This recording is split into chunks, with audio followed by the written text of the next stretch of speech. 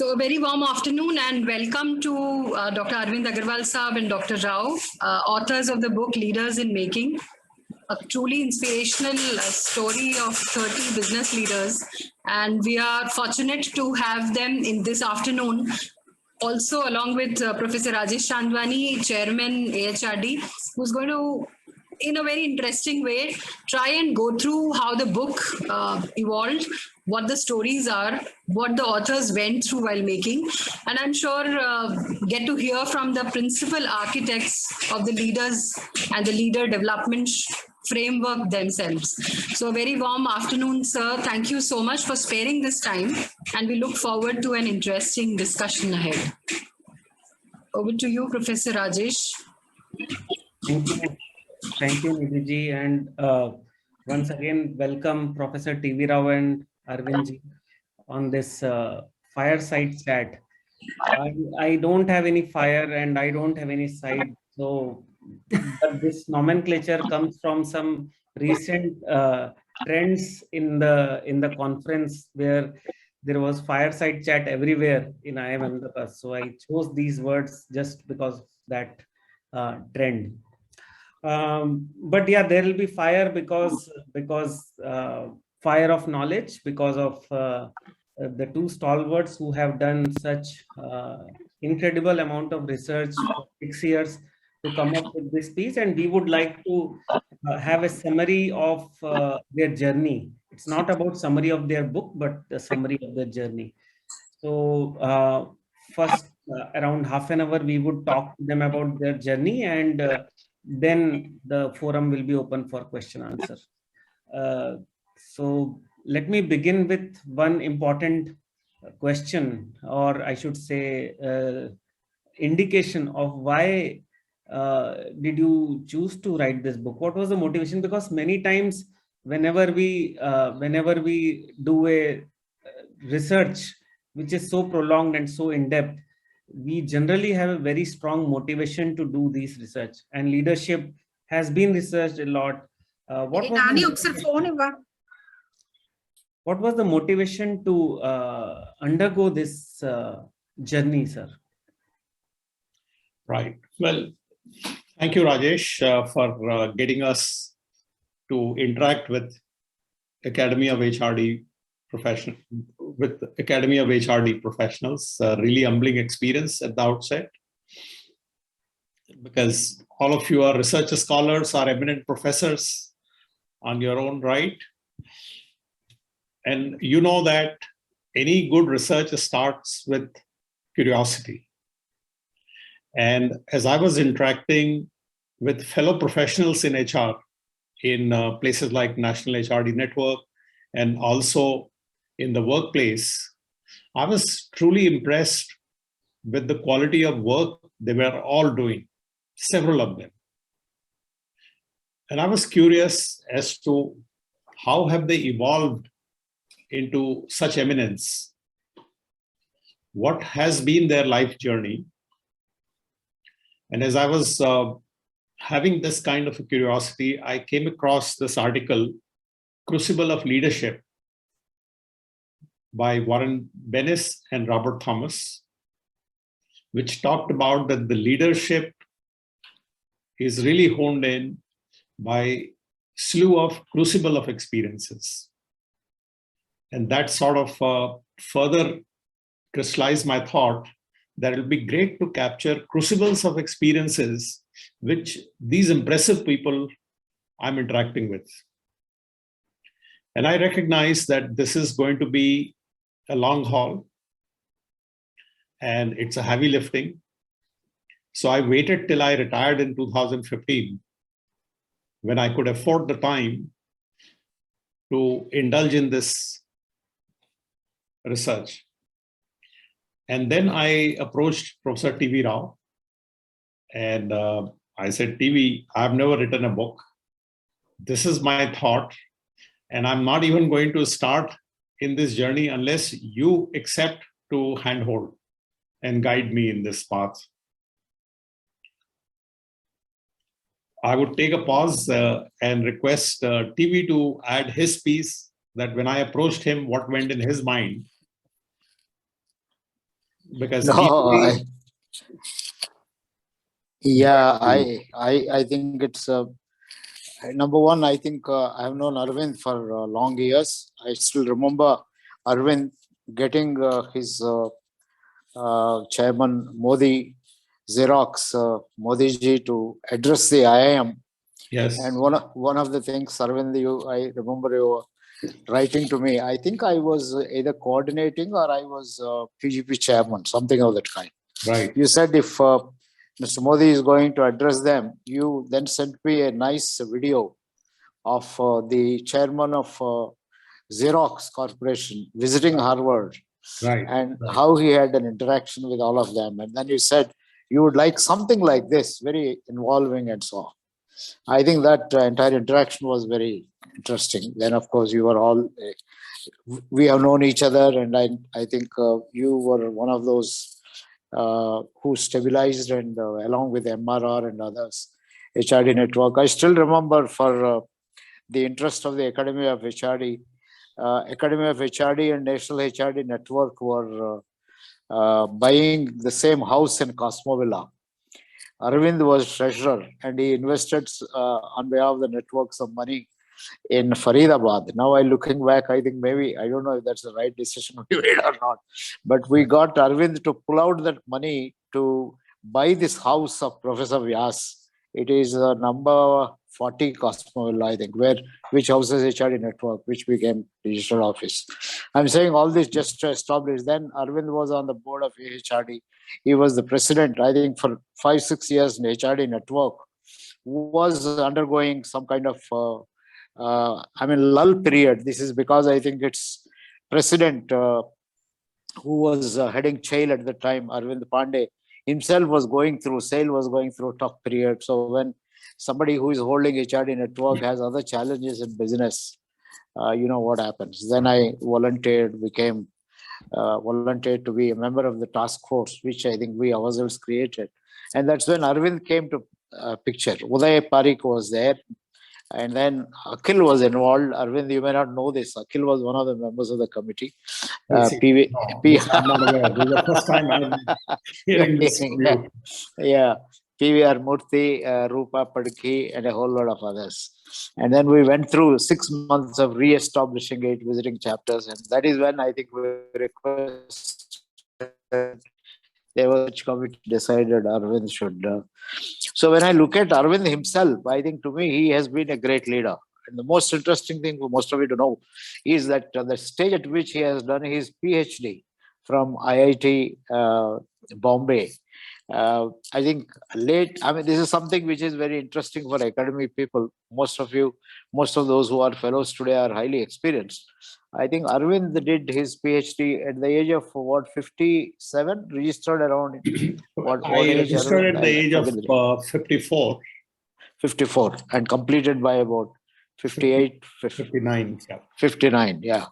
So my respect for him. And then when he said that do this, that is the time I finished this book called Effective People.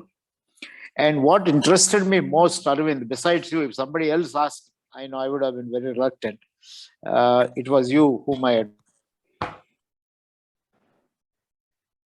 you used was baking of HR leaders. That is the term Arvind has used. Baking struck me. Crucibles, we were distributing this particular article, Marilyn, I'm sure you will remember, in all our 360-degree programs between 2003 and 2015. Almost every program had this. So this is a very interesting kind of an article, but I never looked into it from this point of view. So Arvind, when you asked me, I thought that's a very good study to find out, and that is how I got into this. Number one, I think the topic you have chosen. Number two, I think your own interest and your own personal experiences, that establishes the credibility, even if you have not written. I think that is it. So I can go on and on, but I think that's the beginning. Well, thanks. And I must, Rajesh, acknowledge that people we interviewed, they were all people who were known to TV and myself. We can go into methodology of selecting them, but the fact is that we knew all of them. We had rubbed shoulders with them in National HRD Network, and we thought we already know them. But when we actually deep dived into interviewing them, and these interviews lasted 5-7 hours, spread over 2 or 3 meetings. Most of them were in-person meetings. We realized that how little we actually knew them.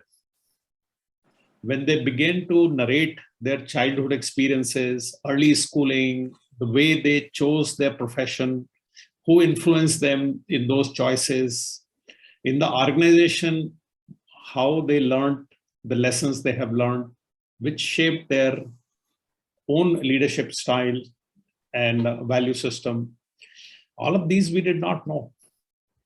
And then as we began to do the interviews, it became even more exciting because we realized that if these stories are brought to public at large, it would be very inspiring. Because after all, people learned from other people's experiences. And no one has written about the HR professionals who play such critical role in the organizations and in lives of people. Lots of books have been written on the CEOs around the world, but not on HR professionals themselves. So our resolve to continue with our journey and continuing with our interviews, all of that really got strengthened as we went along. I must mention here, Arvind, I think an important point. I perceive it a little differently, Arvind. Differently in the sense, our familiarity with them came much later, but our criteria came first. If you remember, yes, we was the first. Was the first one. We got a summer trainee from Xavier Institute, Bhubaneswar. He worked for about a couple of months, and then we started developing criteria.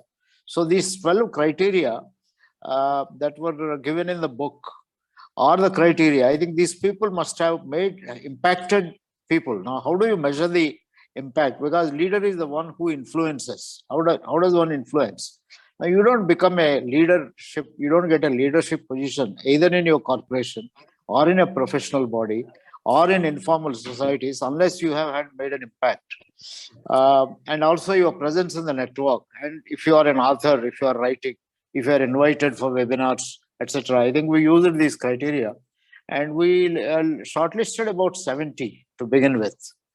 And from 70, now where familiarity, what Arvind mentioned was, it so happened that most of these people, I think we happen to know. That is because I think we were rubbing shoulders with them for so many years.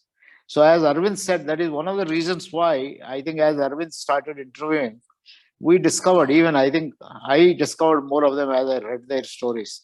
Out of 30, I must say that Arvind has interviewed about 25, 26 of them. And my contribution may have been with about 3-4 in terms of interviews. And the notes ran into something like on an average about 40 to 50 pages, which means that 30 multiplied by 40, about 1,200 pages of notes, some of them taped. All this was done by Arvind. So I must say the book would have seen the current position unless it was Arvind's perseverance. He was at it and he was so many times getting it transcribed, sending me the typed material. So I was just playing the second fiddle in terms of only reading these and so on. It's only towards the end when all the material were ready, then I started playing the usual academic kind of a role. That I will tell you at a little later stage. Yeah. So I'm sure you all are familiar with generosity and humility with which TV generally speaks, and this is no exception. He was involved right from the day zero. I remember sitting in his office in Ahmedabad.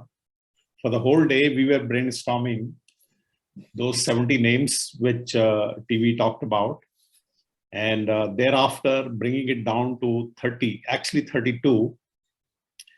And 2 backed out for one or the other reason. So then we were left with 30. But that was itself a day-long exercise.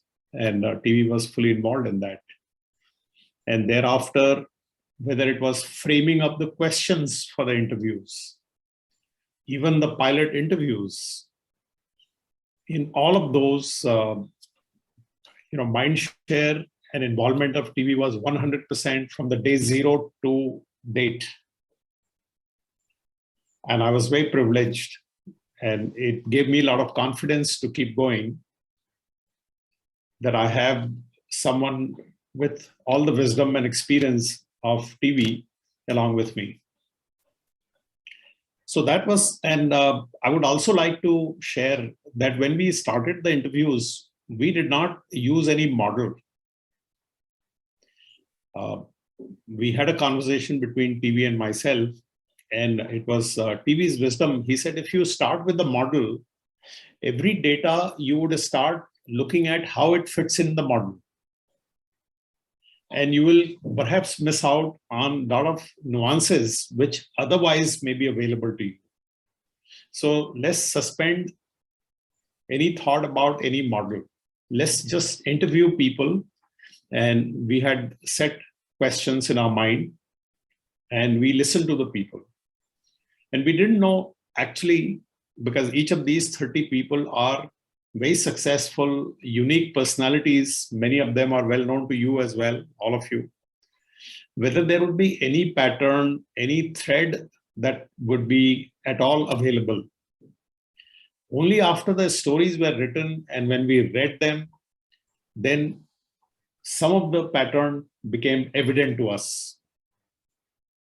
And we began to talk between TV and myself that, hey, this is a pattern, this is yet another pattern, this is yet another pattern. So it was like a, childlike discovery, I would say. All of those lessons that we picked up from this study.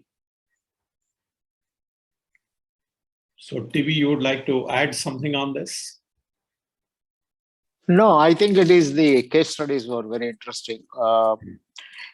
Maybe I think to complete the conversation, I would only say I agree with Arvind. The framework given in page 10 of the book was developed after we completed case studies and started with. It doesn't mean that we don't have any framework in mind. I think Arvind being a MBA from IIM Ahmedabad with so many years of experience, and I being a professor, I think we are always impacted by the people whom we have read, people with whom we have interacted. So, in fact, when we developed the questionnaire, I think you will find it is going from childhood to almost till the time we interviewed them. And the focus was on crucible experiences. That is the most important thing. Yeah. So the framework was crucible experiences, but I don't say it's a framework. It is an inquiry, inquisitiveness, which is the most important thing for any researcher. It's an open-ended thing. That's all I've got to say. I'll say something later in terms of the theoretical and other things at the end of the thing. But Rajesh, will you have any questions? I think we'll dominate, and the fireside chat becomes the chat between Arvind and TV. Yeah. But I would just like to add one point before, Rajesh, you bring up the next question, that when we completed the story, then we analyzed the story from the crucible experience point of view. Yes. So we took each case and we analyzed what are the crucible experiences. And example of that is there in the introduction chapter of the book, as to how the crucible experiences were identified. And from there, then we looked at what are the kind of competencies which are being exhibited, what kind of values are being demonstrated, what are the lessons we can take from this particular story. So that was our first step of analysis of the case. So I want to add this important step that we went through before jumping into lessons and such like things. In the book, of course, we have not given this analysis at the end of every case. We've just given one example. But then there's a chapter on crucible experiences where we try to bring together the common pattern that we saw across the 30 cases. Yeah, maybe I should complete since you have gone into the methodology part of it a little bit. Rajesh, is that okay? May I just take a couple of minutes? I think this is a very important point Arvind has mentioned. We started with crucibles. So from the childhood, then the school, then college, we, I think, listed all the crucible experiences. And then the question came up, what does these crucible experiences mean? What can we learn? So we also looked at converting some of these experiences into learning activities. Then we found that there is quite a bit of an overlap. But the most important, I think, in terms of the process is the analysis of into crucible experiences and classification of them into a variety, which you will find in one of the chapters of the book. And after that, the most important thing is converting them into competencies. This is where I think theory, which we not started with. When we started, we didn't have any understanding that we're going to look at the competency model of HR leaders. So, but when we converted these into competency indicators, there are about 584. I think this number can, if some of you happen to look at the case study and you start listing, they may become more. But we identified 584 competency indicators, classified them into 47 competencies, further brought them down to 20 and put them into 5 categories: business acumen, then the professional, and then the personal excellence. Then we talked about the social, and so on. I think these 5 kind of competencies. So there's one clear kind of theoretical contribution. And here we are certainly influenced by, I think if we look back, and Arvind, I don't know how much you realized this. I would say that from the beginning, I am very much aware of it. The entire competency movement started by McClelland in 60s, when he was asked by John F. Kennedy's government to identify competencies underlying foreign service agents. Now, he used a method of interviewing, which later came to be known as BEI. And I think you have used it. In fact, you have enlarged it much more and things like that. So it is this BEI, which I think if you read data, either Boyatis, who works at Case Western University, or Spencer and Spencer, all these books, if you look at, I think it is exactly the same kind of a thing that we ended up doing. Converting crucible experience into leadership activities, into competencies, and of course their values we separated out because we thought that was very interesting. That is how the entire book is: case studies followed by crucible experiences. If you read crucible experiences chapter, you will get most of, I think, the essence of it. Then competencies, competency framework. And our discovery was, Arvind and I were all the time exchanging views. We looked at Dave Ulrich's competency models. I think latest model. We looked at CIPD's competency model. We looked at HRD Network's own HR scale. And we discovered a phenomenal amount of similarity. I mean, so that I think it, I would say our discovery validated those models rather than saying those models validated our discovery. It was very nice to know that what we have discovered is something which has been done by Michigan University after 30 years of research, or others with so much of work and things like that. That's the theoretical part of it, which you will find in the last 3 chapters. So out of 460 pages, only about 100 pages are devoted to the methodology and then the findings. In fact, much less. Large part of it is cases. Yeah. I think Rajesh, we will totally go into a different direction. I think you should now tell us what are the other issues for this chat. Yeah. So one thing which I got to know was that you have adopted a grounded approach without any theoretical model, but finally you found that it is aligning with most of the models which you mentioned. If I would like to ask you, what was surprising, because grounded theory approach usually results in some things which is not there in the theory or not there in the common understanding or general knowledge, especially because this study was carried out in India and most of the other models which you mentioned were not from India. Any surprising finding which you can actually elaborate upon? Yeah. So some surprises definitely were there. Let me just name the first one. Employee relations. You know, several of you are HR professionals who've gone through the mill over the years. 29 out of 30 people acknowledged that they had intensive employee relations experience in their growth journey. And not just fleeting or supervisory level experience, but actually hands-on dealing experience of industrial relations.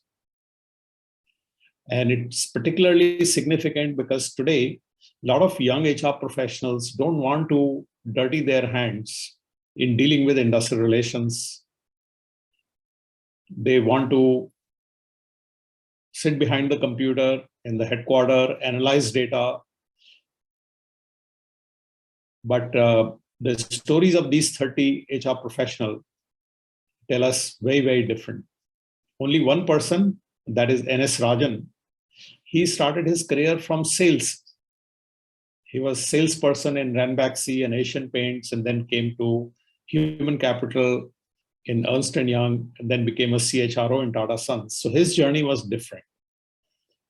But all the 29 others, using the word baking, they were baked by doing hardcore industrial relation, employee relations work. And I'm interchangeably using the word because inside the factories, it were typically known as industrial relations, but in a white collar environment like Wipro or Infosys, it was employee relations because they were all white collar software engineers at a grassroots level. And dealing with them directly was the kind of experience which people from Wipro and Infosys acknowledged. So this was one strong finding that I would say. The second one was the business experience. We found that nearly half our respondents, nearly about 16, 17 of them, had immersive business experience. They either moved from HR to business or they moved from business to HR. So that was another significant, and I relate with that because I myself in my growth journey, I had moved from HR to business and then I came back to HR.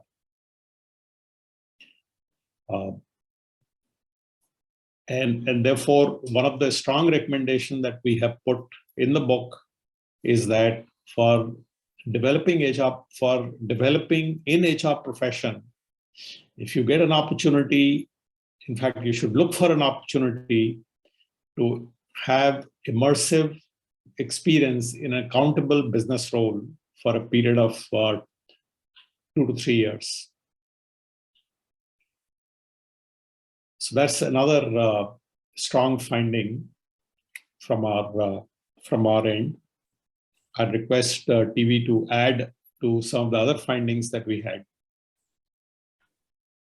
Yeah, well, in terms of the competency model, I think the competencies, as I say, they are fairly similar. They may not be much of a, I don't know, surprise, Rajesh, will depend upon the knowledge you have. If you are very well read, you may not find too many surprises. But if you are not familiar with some of the competency models, then I think to me the surprise was the similarity in all these. The only thing is the terms that are used are different. And I totally agree with Arvind. To me, this was also a big surprise because whenever people ask me about industrial relations, I would say that, look, that's not my cup of tea. I am not an IR guy at all. I don't even know the basics of, let's say, if you ask in employee discipline, law, and other kind of things, because we are all more from the psychology, organizational behavior kind of a thing. And in fact, Anil Khandelwal, when he was in Bank of Baroda and academy started there, quite often used to argue with me. And I think he maintained this consistently all through his life, that you cannot ignore industrial relations. And that is what gets reflected in his book. Yeah. And interestingly, the incident that he narrated, how he got baptized, was very interesting when he was working in Varanasi. Is that Varanasi, right, Arvind? Yes, when I think the branch manager was garrowed by the unions and so on, he promptly went and lodged a complaint with the district magistrate, and the district magistrate apparently told him, do you really want to do this? He said, yes, because I think this is creating a lot of trouble. And as soon as he came back, the boss, the big boss, scolded him for doing this. He said, my God, you have got us much severe industrial relations across the region by doing this complaint. Then he went back to the district magistrate, and what is the feeling is, I told you you should not do this, but you lodged a complaint. He said that is this interesting kind of a crucible that got me into. I think these kinds of incidents are a great surprise. So I think I'm totally with Arvind. I think this surprise matches any other kind of a surprise. And I don't say of course, there are many other things that we have learned, like the impact of institutions. I think those who studied at IIM Ahmedabad or TIS or XLR I mentioned. And again, interesting things like, I think, the kind of projects that were given by the professors there. Like one professor, Nilima AHRD, was quite frequently asking some of the leaders who studied there to be with workmen, to understand them and the kind of things. I think this was, I don't say it's a surprise, but it's certainly an eye-opener. The impact of professors, the impact of colleges, impact of even schools and things of that kind is a very, very important thing that we have discovered, which is narrated in this. Yeah. In fact, that was consistent. I had an impression that yes, professors do make an impact, but consistently right across the 30 HR leaders that we have written about, each one of them have acknowledged, in terms of choice of the profession and the building of values, have been so deeply impacted by the teachers and professors. Apart from that, one more, Rajesh, we found was the role making.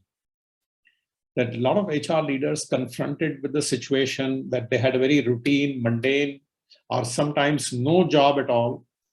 And I'm not talking only at a junior level, but even at senior level. Like TV just mentioned about Dr. Anil Khandelwal, when he got transferred to the headquarters as a AGM in a Bank of Baroda, he had no job. Nobody knew what to do with him. Likewise, Dr. Shantrup Mishra, when he joined Aditya Birla Group as a group CHRO, he had an office in the basement next to the toilet. Nobody told him what his job is, nor he had any background experience of doing a CHRO role before. So all of these people figured out how to make their role. So role making, and I think Dr. Uday Parekh has written extensively on role making, but we saw in the stories of these 30 HR leaders, they were not waiting for somebody else to define the roles. They took initiative as to what would be meaningful, contextually relevant at this point in time to the people and the organization, and they went about building that kind of a role. So this was another interesting thing, because we often talk about role making, but here we saw the evidence right across. And as this audience is largely consisting of academicians or budding academicians, I would like you to also elaborate on theoretical contributions, because that is what this study seems to be all about, approaching through a grounded research approach and then looking at the frameworks later on. Right. So this is a very difficult question for me. So I would look up to TV to bail me out. So no, I think I don't think we started with building any theory out of this particular kind of a book. It was more of learning lessons from experience. If there is any theory, that is what it is.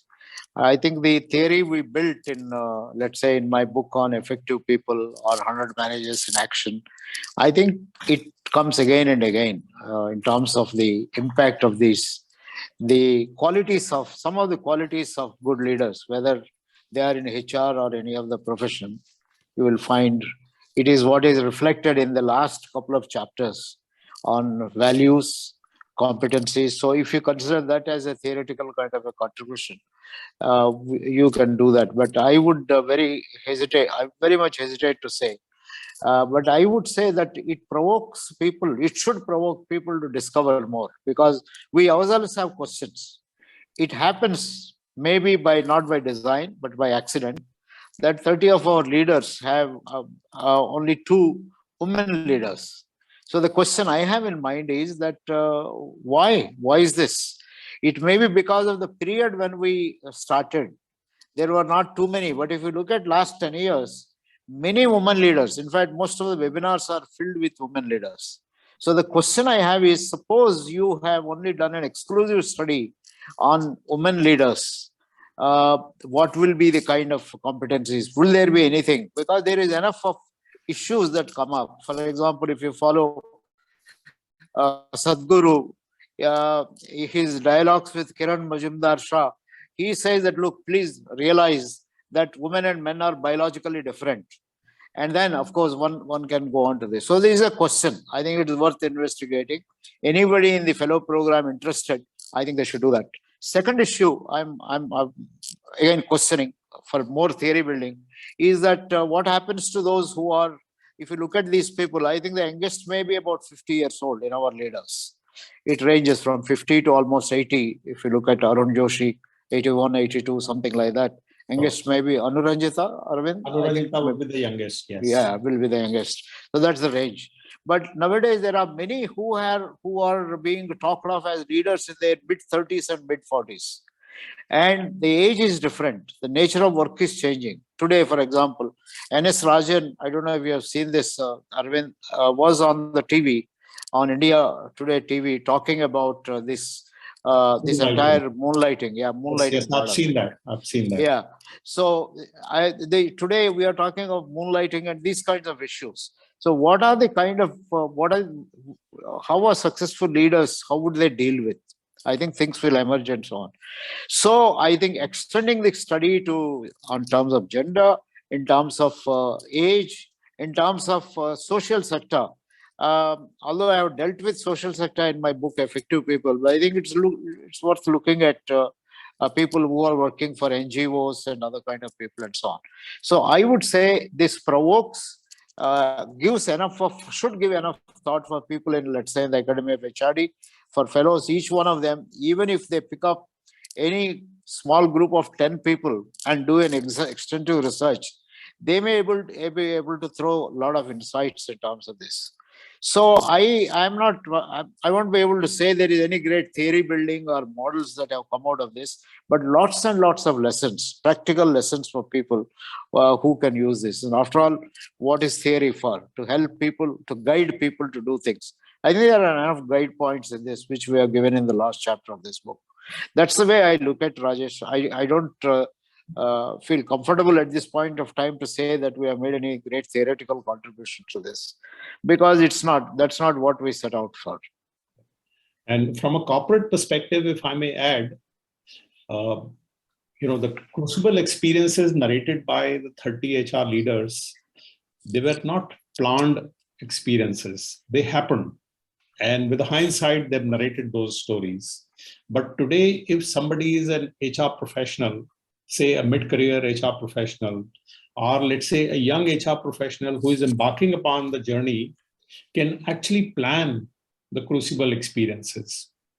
And the last section in the book, in appendix, we have given Crucible experience planner. Simple things like, if you haven't if you haven't had an IR experience, go and look for it and jump into it, sign up for it for at least 3 years. If you haven't had a business experience, go around, look for it in the organization and go for it. Today, many young HR professionals, when they reach to me about their own career, with a lot of conviction, I advise them to look for industrial relation experience, look for business experience, and such like things. So there is a detailed Crucible experience added in the appendix, which can be very useful for any corporate to plan development of their HR professionals. I think this was very insightful, and Professor T.V. Rao has already answered my next question, which was about what is the way forward for the AHRD scholars or other scholars who want to draw insights from this book and this study to further their research agenda. So I think we are nearing 4 p.m. We will open the house for question and answer. So you are free to ask any question to both the authors. I will only add one point in addition to whatever I have said, Rajesh. I think in corporate sector, there is a lot of scope for looking at non-HR leaders. I think quite often, because we happen to be quite familiar with HR, not only that, I think they're easily, for a number of reasons, we accessible. But how about those who are working in other areas? Leaders in finance, leaders in marketing, leaders in... So I don't think leadership, I do believe that our findings cut across this, but this is for somebody to prove. Pick up any organization, pick up leaders, use your own methodology. So I think this throws up a lot of avenues for anyone in Academy of HRD for their fellowship title or for a paper. Even if somebody does a good paper, picking up one individual, does a thorough research and writes a case study, it can become a term paper or something like that. I think that is what I think is the scope for this. Yeah, I'll be quiet now. Can I make one submission? Question. Yes. I totally relate to this, that the IR experience is one of the essential or at least very valuable input for overall HR personality, because unless you deal with thousands of people or something like that, that human part may not come otherwise, as we have seen in many IT organizations. But I also have a growing feeling that just as IR was very important in the era, I mean the previous era, will IT be that important because of the digitalization becoming the way of life, and even HR for that matter becoming highly IT oriented? How will that play out? Yeah. So Rajan, IT basically gives you tools in your hand to deliver the services or connect with people, but you still need to connect with people. Yeah. And Hima Ravichandar, Infosys CHRO, who has been covered in the book, if you read that case study, she is at pains to explain how connecting with people is very fundamental to succeeding in HR profession in the IT industry. She even mentions that on a Sunday afternoon, if you get an unknown call on your cell phone, do you pick it up or not? If you don't pick up, then you're not an HR person. Yes. Because that person calling could be an employee of yours somewhere in the world who is looking for an attention. So as an HR person, you have to have the value that you will pick up that call and do what is required to be done. So connecting with people, she really belabors this point, IT environment. And likewise, Prateek Kumar, who was CHRO for IT part of Wipro, he talks about like there was a town hall meeting with Asim Premji was addressing. And Prateek was there as a young HR person responsible. And this was in the days when Wipro was still very small. So Asim Premji found that there were a lot of noise at the back and people were restless. So he took a pause and he says, those of you who want to leave, please leave, because I don't want people to be making noise while we are having interactive meeting. A lot of people left, which was a surprise to Asim Premji. But then he accosted Prateek Kumar and he says, Prateek, did you know about this, that this is how people are going to behave and what is the people's interest in having this town hall or not having town hall? And Prateek drew a blank. And Asim Premji told him that, look, as an HR person, you have to know your people. their pulse. Exactly what we talk in the factories, Rajan. Yeah. So white collar, blue collar. So it's a color of the collar which has changed. But otherwise, the fundamentals of connecting with people, understanding what is there in their mind, very, very fundamental.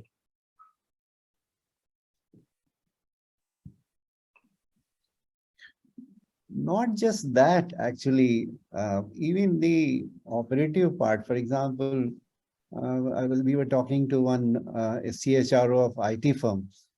So he asked that, how do I do layoff? So somehow I had a hunch that he is having something in mind different. So I said, you want American layoff or Indian layoff? He said, what do you mean? I said, do you want to sack people? He said, yes, yes. So I said, no, that is retrenchment. That is not layoff. So very often, if that portion is missing, then it can be very risky also. Very risky. And already the workforce is getting organized. Yes. You had one experience in Mahindra that somebody mishandled. Yeah. So True.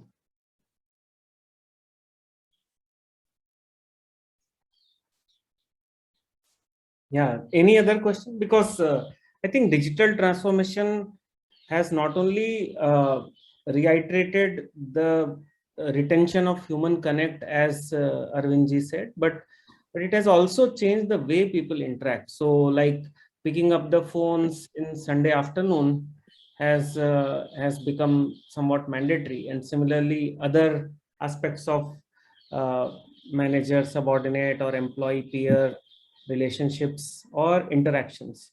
So it will be interesting as a research question to see how the relationships have evolved after digital transformation in terms of HR taking a note of how people behave and knowing the people, the ways of knowing the people.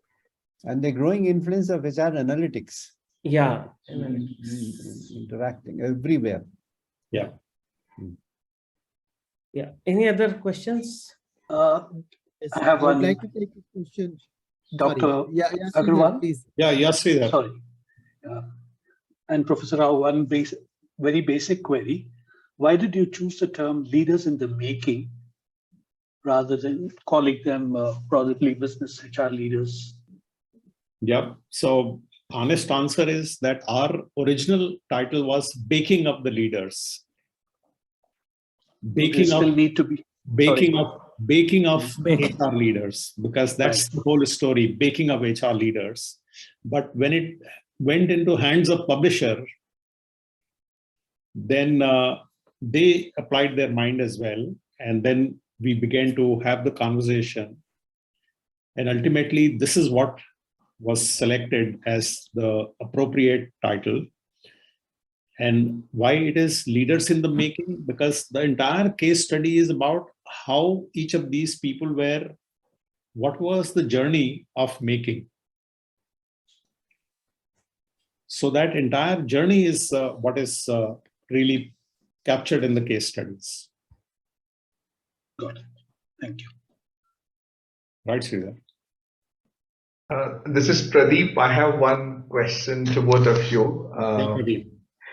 We generally hear that when we talk about OB topics, we start by saying there is life at work and then there is a life outside the work, and that's how we start talking about OB models and so on. So in this experience that you had of talking to so many people, did you find their experiences outside the corporate influencing their leadership and making? Well, a lot of them narrated experiences as to how they were working for very long hours over a long period of time. For example, Shrikant Gattu, who retired as HR director of BPCL, he had a particular point that he was dealing with the union in terms of compensation structure. And that went on for a couple of years. It required the particular provision. So Act of Parliament had to be triggered. and it was the confidential work. So he used to do late in the evening and for several months. Likewise, Satish Pradhan was at that time in Hindustan Unilever. At the time, Lipton and Brook Bond was getting merged together.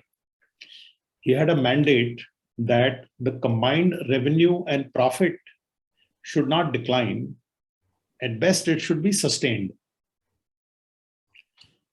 And that involved almost 500 people had to be taken off from the payroll of the company.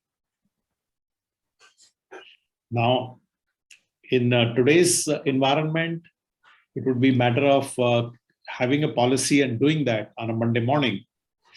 But given the value system which Unilever at that time, at least, very much lived with, they gave Satish and his team time to go into each and every person's unique situation, whether it's the ailing parents, whether it's the daughter's wedding or son's admission in the college. All of these were considered in customizing the package. And a lot of times we believe that MNC is very cut and dry, but that story is worth reading. But what he said is, for 2 years, all 7 days of a week, he and his team were working. So there were several stories of the kind where people found it very meaningful that they had to just take it seamlessly. They didn't know where the work stops and the home begins and vice versa. And they were having complete ownership of what they were doing. Yeah, if you mean any other activities, I would say their involvement in professional bodies is something which is remarkable, because many of them happen to be some form or other participated in HRD network, ISTD, NIPM, such other kind of bodies. So that's a very important involvement in professional bodies and other social work. But I think as at a senior, as they gain experience and so on, we have identified contribution to society as one of the concerns that they all have uniformly have had. So towards the later part of their lives, many of them, you will find, some of them were doing it even earlier, you will find are involved in social service activities and so on. I think a good example is Anand Naik. Anand if you look himself. at, I think he's an excellent, Anand himself is doing quite, every one of them is involved in, I think, some social, some NGO or the other, most of them, I think. Anuranjita is totally into an NGO. Hema does some work. NS Rajan is involved. So that's a interesting thing. All of them. But that probably evolves. Yeah, all of them. So this is LS. Yes, LS. Along with the question, I have an actual submission. This itself, like you said, for the scholars, worth multiple PhDs we would have done from this actually. The enormous effort has gone into this. Like in the beginning, you said 32 people were chosen. All through the book, 462 pages, first time I read, I could see 32 people. There are 30 stories, but 2 legends. Arvindji, of course, I was privileged and honored. Lucky I worked under him directly, and Professor Rao. You both actually spent more than those 100 pages of what you wrote. I have to revisit 2-3 times to actually understand. There's a lot of actually framework, points, depth, and like from many people we know personally, the HR leaders. In the last 33 years, I'm a member of the NHRDN, including Arvindji. All of them actually significantly contributed to NHRDN as a national presidents, whether it is Akhilji, Rajan, or Nathan, or True.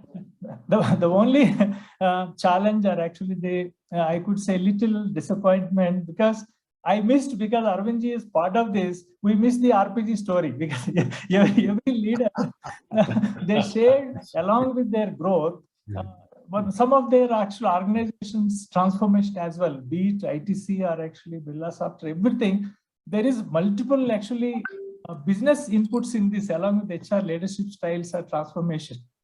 For me, 3 P's came very, very prominently, sir, from their values or their growth or their education or their choices. It's ultimately, though every leader is unique, it's the people connect they had enjoyed, start from Akhilji or Yeah. Anilji or actually NS Rajan personally, I know him. It's their passion, and they actually invented those possibilities. Wherever there is an opportunity, we have seen them, there is a creative actually approach by them. That's a big learning. And unless every one of us reads multiple times of each the story, 9 to 11 pages of each one's actually case study is reflecting, it's very difficult to comprehend the kind of rich information is available. Absolutely. No, absolutely. And LS, thank you for sharing your emotions, reading these stories.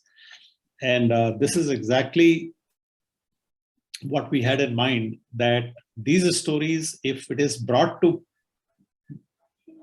public, then it will be so inspiring that people will draw so many lessons from them. So I remember, sir, one word always used to say, the busiest HR person can still find time. Right, absolutely. Absolutely. And that is so true of all of the people that we have written about in this book. And the another learning was always from you is HR need not to confine to grow to leader in HR. You must actually move to business. Only under you, we have seen that through the actually OMRs, organizational management reviews, we expressed our desires and moved to multiple business roles and came back to HR, went back to business. That was possible only under actually your vision in RPG Group. Because I had personally benefited. I remember in Xerox, I was a CHRO, and one fine day I was called in and made an offer that I can move in as a marketing director laterally. I knew nothing about marketing at that time. So, so those kind of chances organization was willing to take, and then it was left to me to seize the opportunity. And I've seen the benefit. Thank you, LS. Rao sir, at your basis, sir, definitely I'll work on this. Yeah, actually, I have a proposal for all of you. I'm sure Rajesh would approve this. Those of you who have already graduated from AHRD, I think you should become the trainers. If you like this book, I think, as you say, I'm very surprised. The other day I was reading one of the cases and I found I have been involved. So I must have read each case so many times. But again, I find something new, something different. Like I think I was going through Raghu Krishnamurti. I said, my God, I went through all this, but I've forgotten quite a bit of it and so on. So I think these cases are not to be read and forgotten. These cases have to be periodically visited, analyzed, and used. So my proposal is, why don't some of you take up the thing? I think to begin with, LS, why don't you document RPGs, the Arvind Agarwal's case?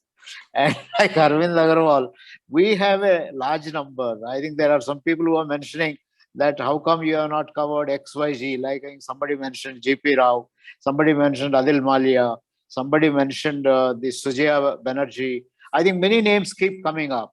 So why don't you people who are, because I think it is time, and then you become professors in AHRD, or you guide the youngsters who are going through.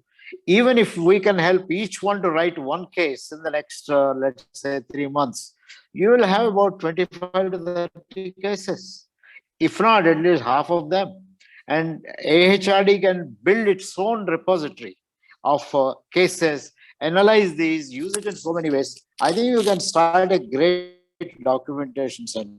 You will have a wonderful kind of a. So my proposal, Rajesh, is there some way one can encourage people? But from our side, we'll be quite happy to guide and have, maybe if necessary, 1 or 2 other sessions to explain once you go through the book and you want to undertake further work and things like that. So I think this will be a great opportunity, and we are throwing it open to others, but we are yet to find somebody who can take it up and say, And AHRD, by its mission and so on, is the most important thing. I don't know, Rajesh, what do you feel about this? Yeah, I think it's a great idea. We will get back to you, and we will make it a formal interaction with students. Make some arrangement for that. Yeah, and that, Rajesh, could lead to Academy of HRD publishing a next book with your own findings of the leaders that your team would have interviewed. Yeah. If you look at today's audience, we have, I like to believe, 20 leaders. And if each can write their own story, a kind of biographical piece where they describe their journey of growth, and that is going to be much more simpler. What helps them to incorporate or imbibe certain set of values, certain crucible experiences you call them, and what learning they draw from their own life, that itself will become a much nicer case study to start with. And if they find it interesting, they can go to the next case studies. But we can definitely have 20 case studies, maybe next 1 month. Just find 10 hours to reflect on our journey of growth and capture it.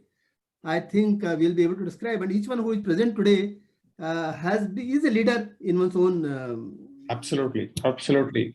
And Professor N.M. Agarwal has a knack of identifying cases and documenting them very fast and very nicely. So I have been a student under him, and I know that he has a knack of identifying cases when nobody else can see that. So I think TV Rao sir, N.M. Agarwal sir is taking sessions in our AHRD regularly. And I think he will be also, and there are some students who have already expressed interest. So I think this will be taken forward. We have one question. Very good. Kavita ma'am. And Rajesh, Mita has just posted in the chat. I would request Mita to just articulate her thoughts which she has posted. Yeah, before that, let me ask Kavita madam to ask her question. Yes, good afternoon to all of you. Sir, actually, just you spoke about the women leaders, about women leaders also. While working, what I have seen that women leaders are like when they are the leaders, the transparency is not that evident, So, is it a good idea to go like for further research and interviewing the women leader? Would it be a good idea to go about that? Well, Kavita, as per my experience, yes. Yeah. So, Kavita, when we interviewed Hima Ravichandar, when we interviewed Anuranjita, they were very transparent. And they were very candid in sharing what challenges they had in particularly managing home as well as business challenges, how they dealt with. But when it comes to the employee's satisfaction, I feel that there is some, there is like they talk about the open door policy, but then I have not seen that while working as an employee. So Kavita, obviously you are speaking out of your personal experience. And yes, with my colleagues and with other places I have worked. So that's what I have seen, especially here in this country where I'm working right now, because I have no experience working in India.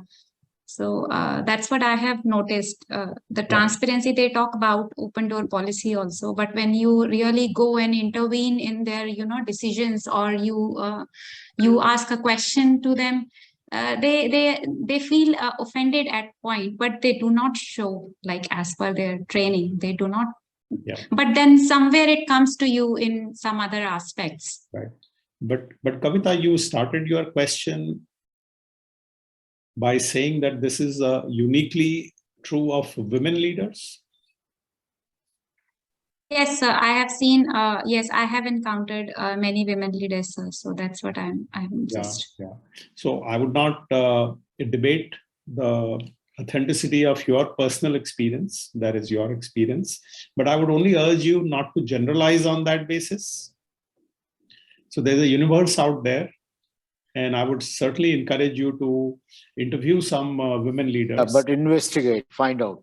And discover that for yourself. This is a great question which is there in your mind, and if you just hold that and embark upon the research with an open mind, who knows what you will find.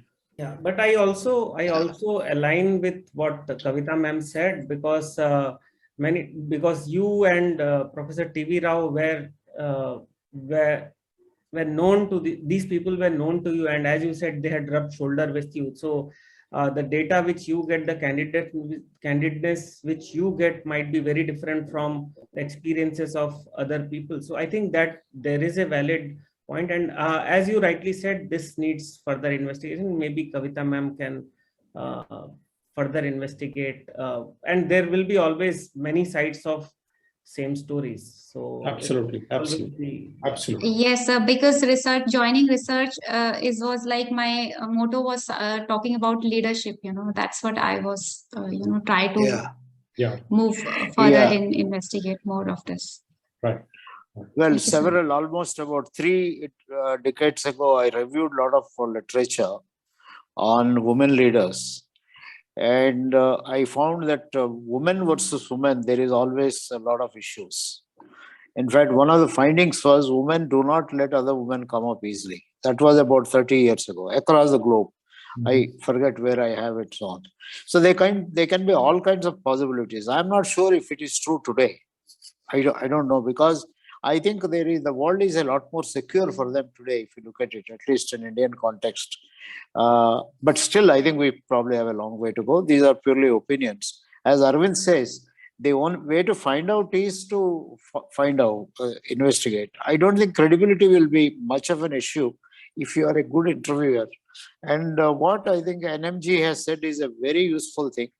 The first step in doing any good interview of this kind is to write your own story. And you have the interview guide anyway in the book. So, and the cases, if you read any one case, and if you are able to write your own kind of a case study, this is what it is. Ask yourself these questions: what are my experiences, and so on.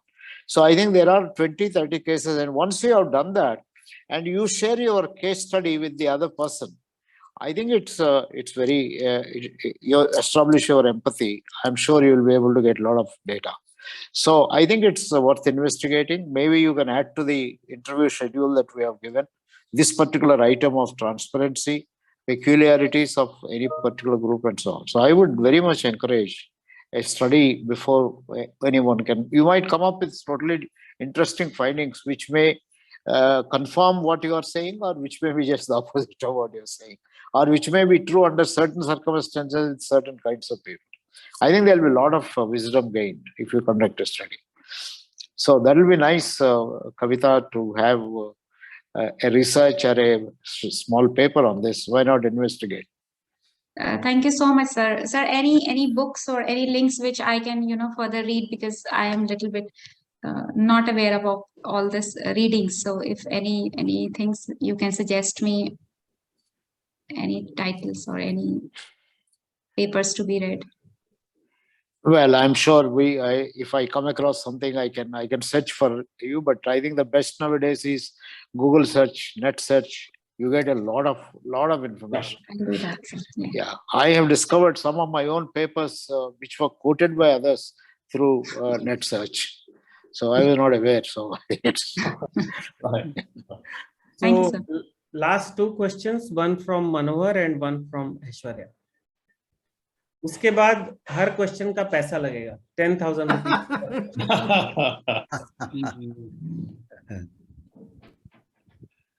Aishwarya, I can go after you. Hey, thank you so much. That's so generous of you, Manohar. So first of all, thank all of you for this platform. I think it's a wonderful platform to hear out from the leaders who have, experimented and who have done a lot of research much ahead of us. So out of the conversation that we just had, I have 2 primary questions. One is, what is the HR's role out of the experiences that we have identified and we have drawn inference from? What is the role of an HR in building the value system in the organization, and how does it contribute to the culture transformation? Was there any Any connecting dots which were noted here, number one. And number two is in the current scenario, which is quite rapid in terms of changes. I think Rajesh sir has already just touched based on that, saying that, you know, we are moving into a digital era and things are changing at a quite rapid, fast pace. And I do hear that when I interact with even other entrepreneurs or even other HR leaders in my network. So how do you think that an HR person, what is the role of the agility that an HR person needs to have? At the same time, have that solid ground in terms of not losing the basics. How do we maintain the balance in such in this situation? Yeah. So you have two questions. So let me respond to them. And TV, you can add to it. So first is the value. And you'll find many stories where the HR leaders were leading transformation inside their organizations. And the transformation is not a magic wand, but brick by brick, in everyday experience, you have to deliver the values that you profess. I think Kavita was asking that question, that their professed value is quite different than the value she experiences them practicing. So these HR leaders demonstrated that they lived those values, even in the moments when their back was against the wall, when they had even unpleasant tasks in hand, like I gave example of Satish Pradhan and Unilever. So the book is full of such stories in each and every cases. So that's the role they played, both in leading the transformation and secondly, in operationalizing the agreed values in everyday behavior. So this is one part. The second part of your question was about the agility that HR person demonstrated. And we talk about today being very volatile world, and it's changing very dramatically, a lot of disruptive forces, unpredictable. But it was equally true in the years, if you look at the last several years, even though the pace may be different, and it required people to constantly learn, unlearn. You look at a person like Kishore Sinha. Kishore Sinha was NTPC HR director. But in the story that you read, from India, he was posted to Iraq. Iraq at the time when it was still recovering from the war. And he had thousands of people at work. He learned the local language to be able to communicate with the authorities in Iraq. And he also learned Gurumukhi because a lot of his labor force were from Punjab and they knew only Gurumukhi. So here was a man from Bihar. He's in Iraq, surrounded by tanks, and it was almost like an army camp. And he takes pain to learn these. And this is demonstration of agility. That in the moment, he figured out what needs to be done. Nobody told him.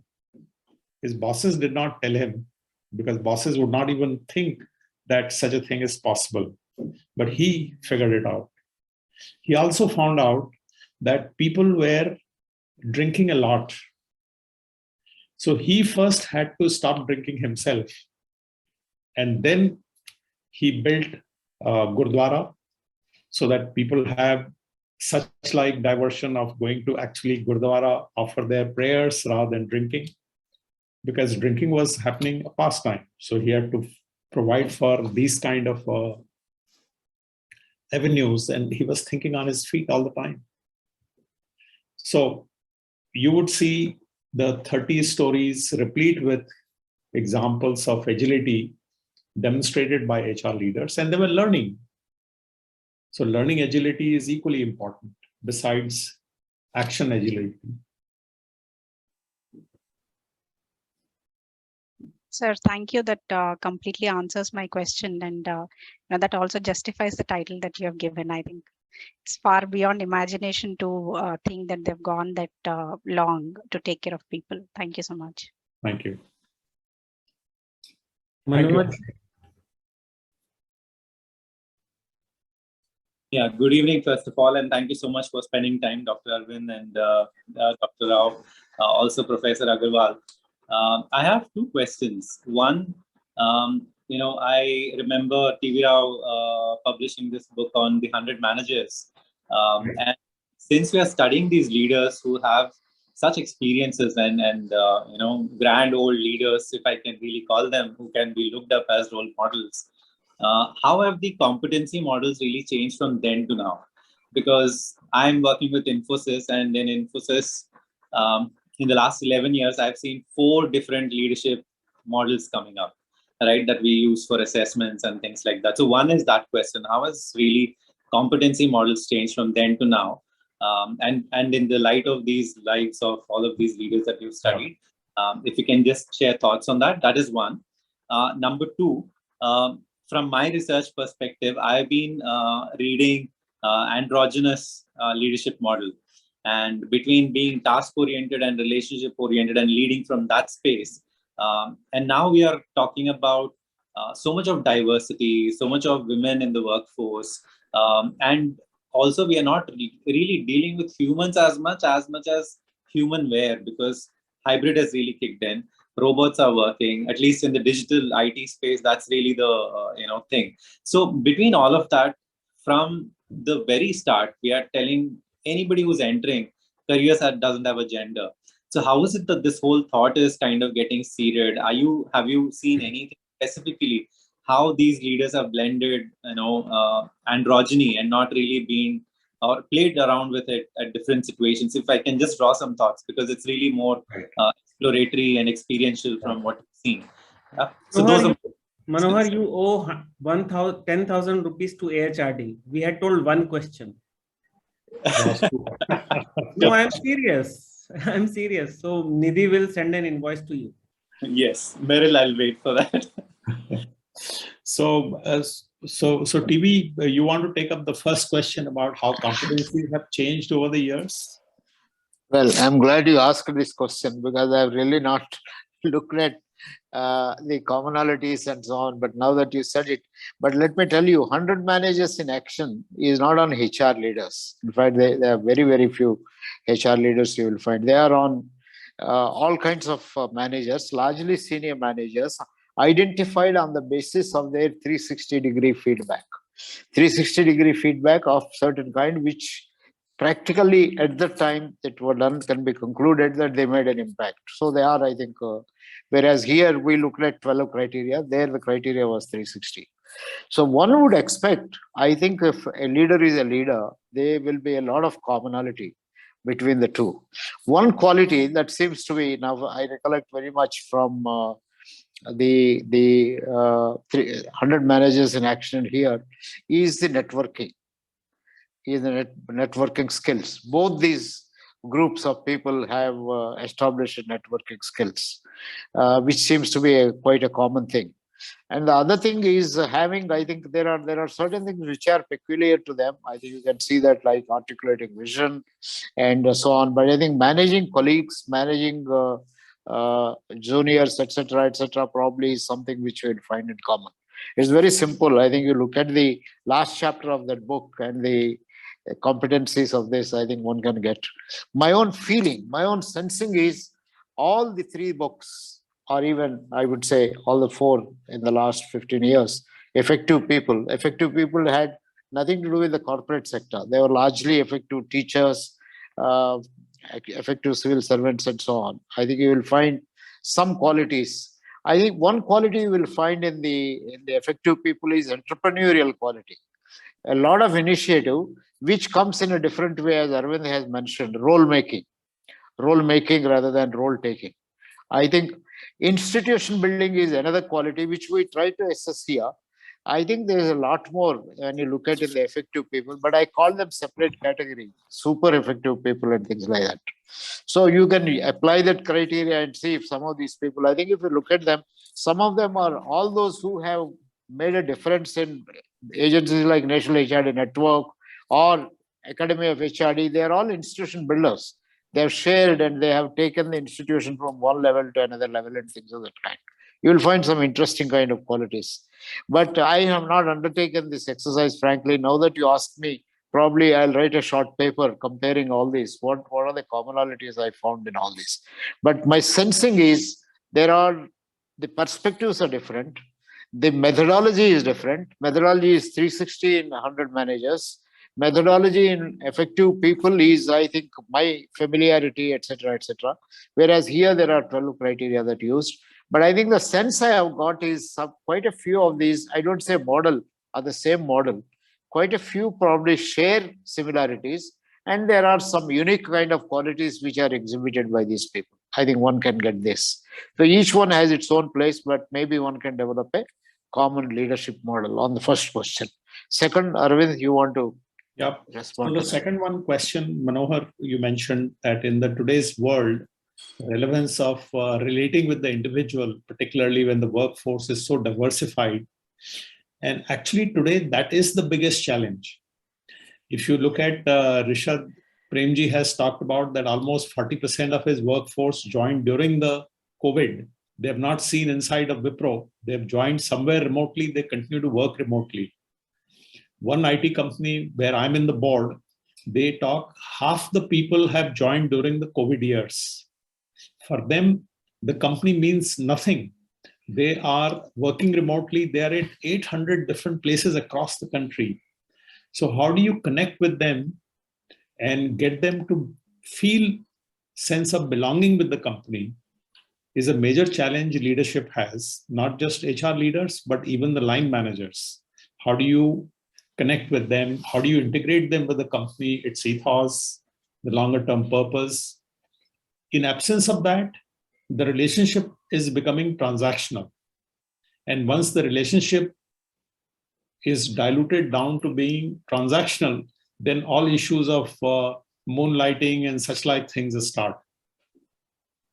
So today, I'm sure Infosys would be no exception. You would have hired large number of people during the COVID years. They are remotely working. You have not met them. They have not met you. And yet you have responsibility.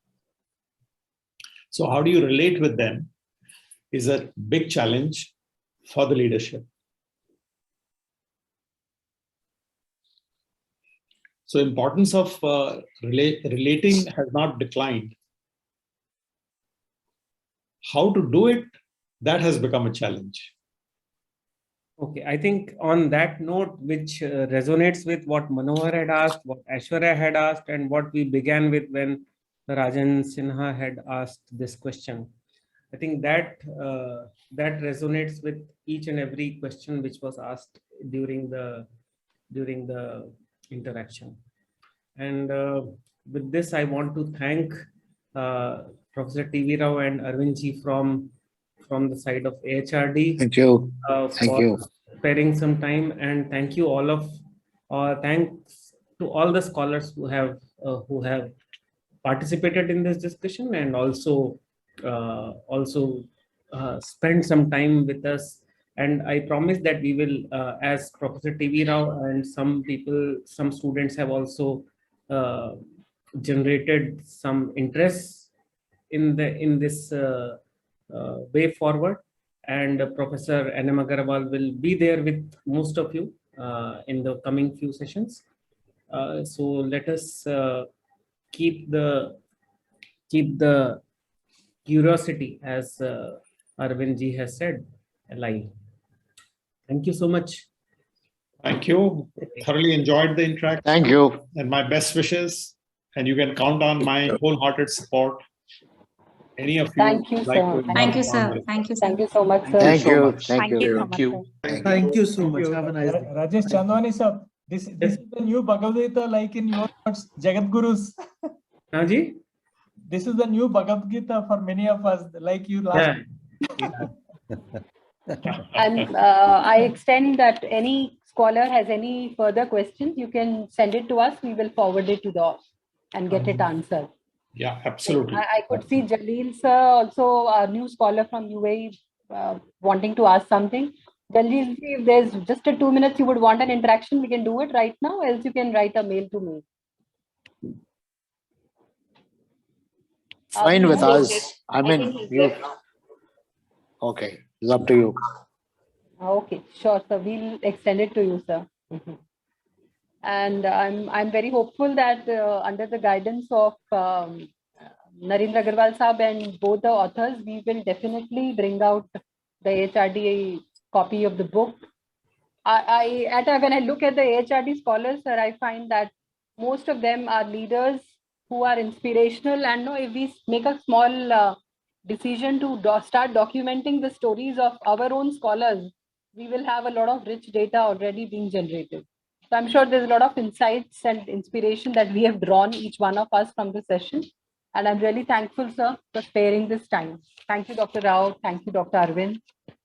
Dr. Rajesh, for moderating the session so interestingly. And thank you all the scholars for sparing the time. Thank you. Yeah. Thank you. Thank you so much, Nidhi. Thank you. All the best. Thank you. Thank you, ma'am. Thank you, sir. Yeah. Thank you. Bye for now. Okay, bye-bye.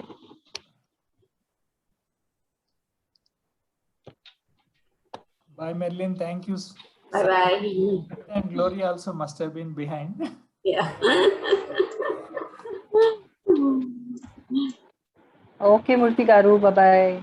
Bye-bye. Murthy Garu has a task in hand now, right? Haji. Haji. I'm sure we'll take it forward, sir. Let's take it forward. Okay, sir. Thank you so much, everyone. Bye-bye. Have a nice evening. Bye-bye. Thank you.